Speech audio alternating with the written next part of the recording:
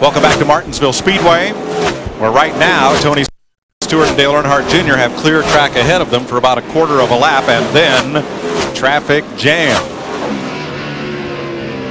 We're looking at Ryan Newman and the smoke coming from that car just in front of Matt Kenseth. One of two things, brakes or gear, and Dick might know. Go, Dick. Well, I can tell you what it's not, because he just said, Ryan Newman just said it is not tire smoke. He thinks it's coming out of the exhaust of the car. I'd remind you that last week in Texas, he lost an engine and failed to finish. And I believe that's where it's coming from. He has the exhaust pipes running out the right side. I looked at that this morning, and it looks like every time he backs off the throttle, Darrell, that thing's smoking out the right exhaust. And it's a shame because he qualified 10th. He's running in the top 10 and 10th. And remember, last week at Texas, they had an engine failure. They broke an intake valve last week at Texas. And one of the interesting things, team to team, where there's 2-car team, 3-car team, or whatever, one driver likes one engine combination. Another driver likes another engine combination. I was talking to you, Larry, about last week about the 88 and the 28. Two teams come out of the same house, both run totally different engine combinations with good results. Because one driver likes a lot of acceleration, the other likes a lot of straightaway speed. Right now, it's hurting his lap times. I mean, he's getting slower and slower. He just ran a 21:19. The leader just ran a 21:02. Dick Bergman, how about more on the 12? Well, unfortunately, the news is not good. Newman has just come over the radio and said that the oil temperature gauge is pegged. That means it's probably an internal engine problem. Oil temperature is pegged. It will not be long where he'll be on pit road or in the garage or that thing about there on the racetrack with a lot running out the bottom. That's about like cooking French fries right now. They're going to burn up here in a minute. But that was a good run from him. Came up here and tested, brand new race car. Never had even been to Martinsville in anything. Meanwhile, Tony Stewart has opened up a lead now of more than a second on Dale Earnhardt Jr.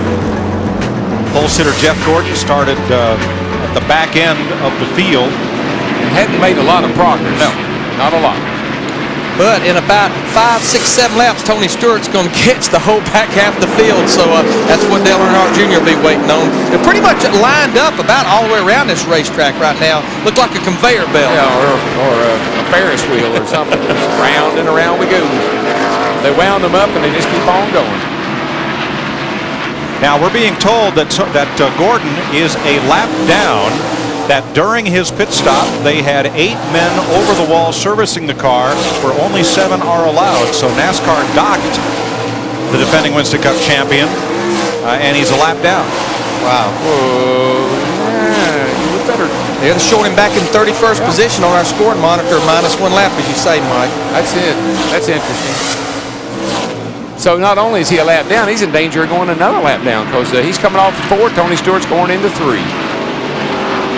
And points leader Sterling Marlin on the lead lap in 18th position, trying to get past Gordon.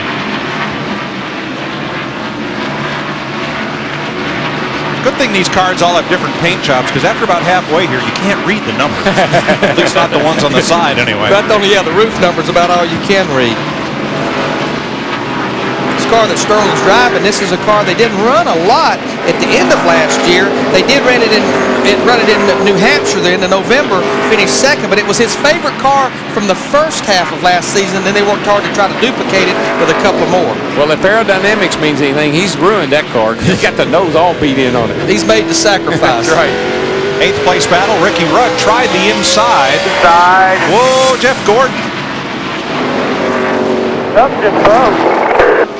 And the caution is out. That's definitely engine problems. Yeah, something just broke. Might be the rear gear, guys. Might be the rear gear. Power steering's gone now. It's a belt. I still got oil pressure. Power steering trouble for Jeff Gordon. And Dale Jarrett gets his lap back from Tony Stewart. And you know what? I'm glad he did, because I can't tell you how many times I've seen that guy slow down and let other people get their laps back. Jarrett. So, Jarrett. And Tony slowed down and let Dale get his back. Come on in this time. Make sure pit road's open there. 7th caution flag of the day, and it's the 2nd one that Jeff Gordon's brought out. See it smoking. Don't think that's engine smoke, is it? Yeah, he's almost lost it right there. That's some fluid coming out from somewhere. But you know, I heard him say he had lost his power steering. That means probably the power steering belt's gone that's driven off the front of the motor, Darrell. Or possibly, you know, it may have busted a power steering pump or something, or blew a line off. You think it'd be a line with all that smoke and the fluid coming still out. got oil pressure. So it's not a motor problem. Full gauge, bud. Full gauge is fine. Here he comes down into turn 3. Something just let go all at once. Some kind of line, some kind of fluid is run under the car. Well, Darryl, if it had been the belt that runs the power steering, that would not necessarily send fluid everywhere. No, it wouldn't smoke because the pump quits turning. But if the pump broke or he broke a hose, that would produce that kind of smoke. I got to believe it's more like a hose. They're high pressure hose. They take, I don't know, several thousand pounds of pressure, but sometimes they blow up. All right, you're following the race leaders on Fox Tracks as they make their pit stops under caution here at lap 256, halfway. Matt? Tony Stewart slides to a stop. He said his car was very good. Needed a little bit of help in the center of the corner to help the car cut, but he didn't want to make too big of adjustments. They only took out a half a pound out of the right front to Steve Burns. Matt, same thing with Dale Earnhardt Jr. Right side tires are on, left side tires coming off now. He said this car is just a little bit tight in the middle. Stewart is out, and Dale Earnhardt Jr. tries to beat him off pit road. They had to push Tony Stewart. They had to push start him, and he lost a lot of positions getting out of his pit. But I tell you who won the battle off pit road, Terry Labonte in that 5 car. Hey, here comes Terry Labonte. He's going to lead a lap for the first time in more than a year right here. You're going to lead a lap. How about that? Hey. How about that? Them boys are excited too. Came in third. These boys took the lead. Remember, they picked up a bunch of spots on the last pit stop. I'm sorry. Ward Burton Good job, is the guys. race leader. Hey, back down. Ward Burton is the leader. And the reason he's the leader, he pitted on lap 210 about 45 laps ago, and he is elected to stay out. He's the only one that stayed out on this caution. Well, he spoiled Terry Labonte's party. Terry will have his chance when we go back to green. Stacy Compton, too fast exiting pit road. That'll be a penalty. Ryan Newman remains in the pit lane with the left side of the car jacked up. His gear. I think he's got a gear going out. So the shortest track on the circuit takes its toll on equipment here today. We'll be right back.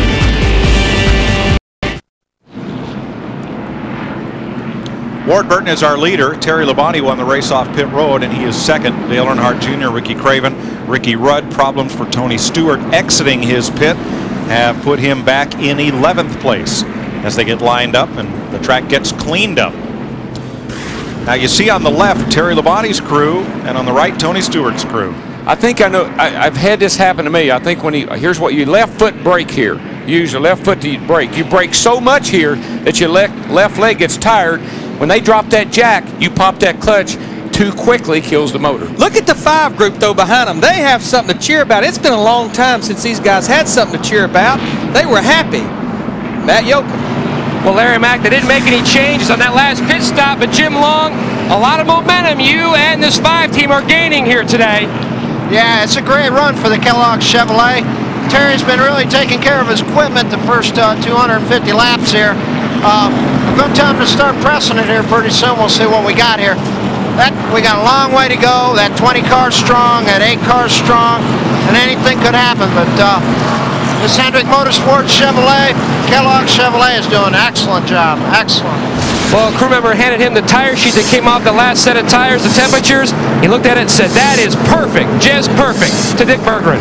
Ryan Newman is right now in the garage area. The first clue as to what really went wrong with his engine happened when Trent Carey, the rear tire carrier, and Matt McSwain, the rear tire changer, both slipped and fell on the last pit stop. They slipped and fell in oil. The oil has been pumped out of this engine. Newman said he had to shut it off when he got down to just 10 points. Interestingly, Rusty Wallace came on the radio and wanted to know what's going on. They are teammates. Rusty obviously worried about his engine if this one is cooked, and this one is cooked.